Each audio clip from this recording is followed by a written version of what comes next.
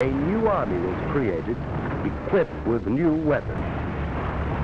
And Hitler, frustrated, turned east. If this were to be a long war, he would need Russian oil and Russian wheat. So he proclaimed himself anew the archenemy of communism, despite his earlier plea to the German people that National Socialism and communism could live side by side. Now he told them he didn't mean what he said before, but he did mean what he said before that. Military spokesman in Berlin said the Red Armies would be encircled and destroyed within 6 weeks. Its remnants would retreat back of the Urals. There the Japanese could deal with them at the proper time. Joseph Stalin rallied the Russian people. Soldiers and civilians, responding with a unanimity that amazed a world that had heard much and knew little of them, rose to repel and harry the invaders.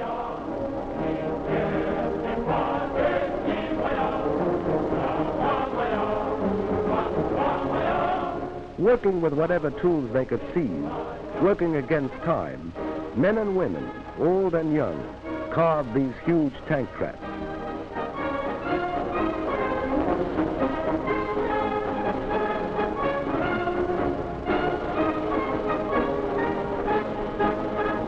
Weapons were distributed to civilian guerrillas assigned to operate back of enemy lines. Anti-aircraft guns swung into place to battle Luftwaffe advance units.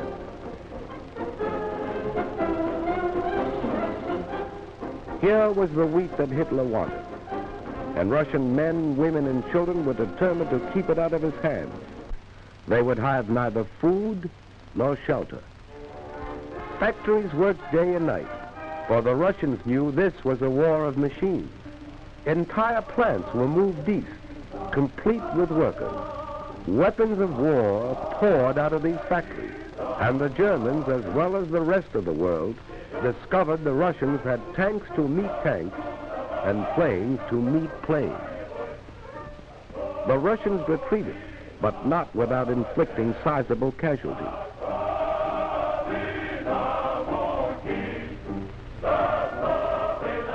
German prisoners captured seemed shocked at the ruthless opposition they encountered. It had been different in France.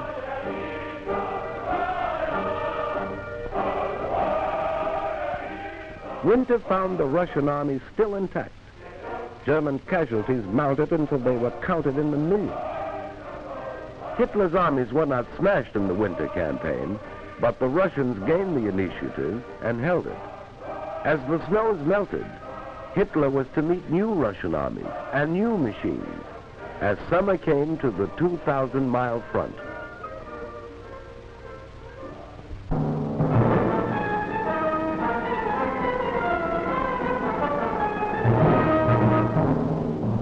We were not sufficiently on the alert in Hawaii.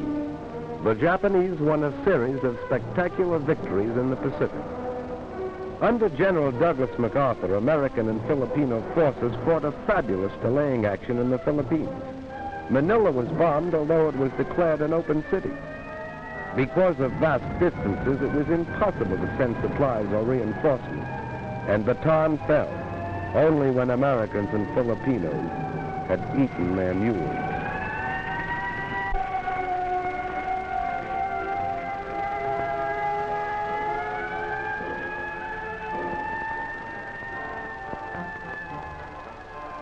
General MacArthur established his headquarters in Australia, and as Commander-in-Chief of the United Nations forces in that area, prepared for the offensive that would develop inevitably.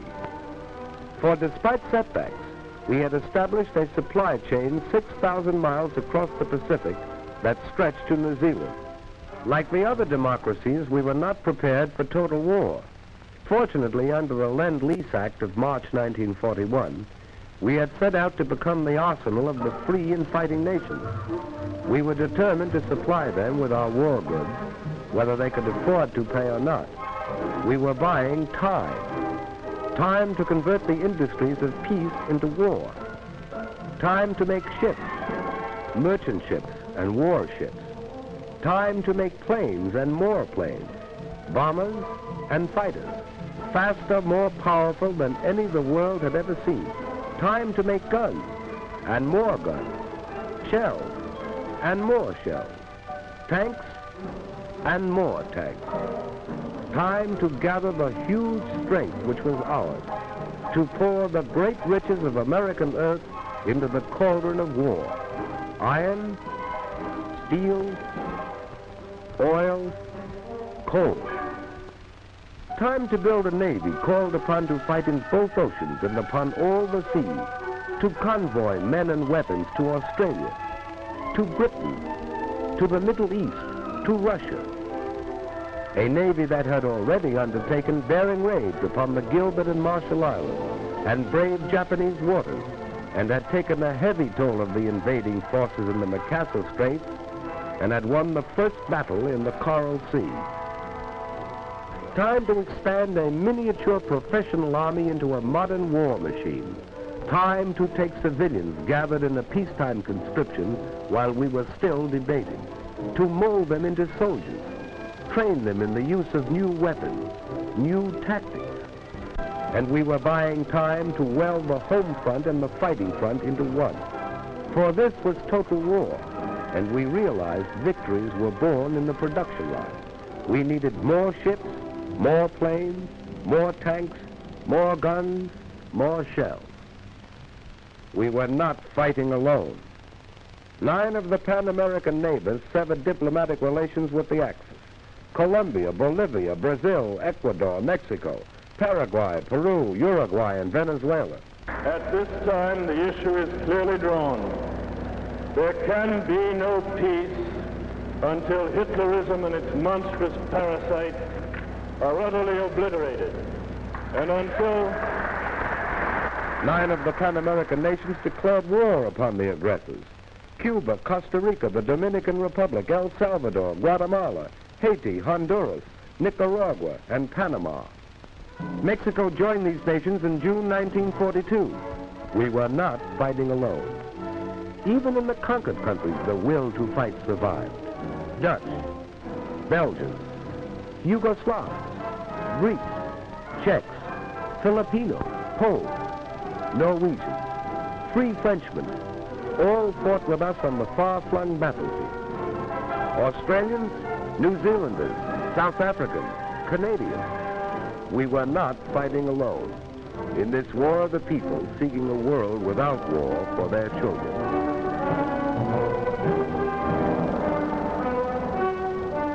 Britain, growing steadily stronger in its 3rd year of war, sweeping the skies of conquered Europe, harassing the enemy with commando raids, sending forth huge armadas of bombers over German cities Hitler promised would never be attacked. Russia, fighting with an unparalleled tenacity, drawing upon inexhaustible reserves, asking no mercy and offering none.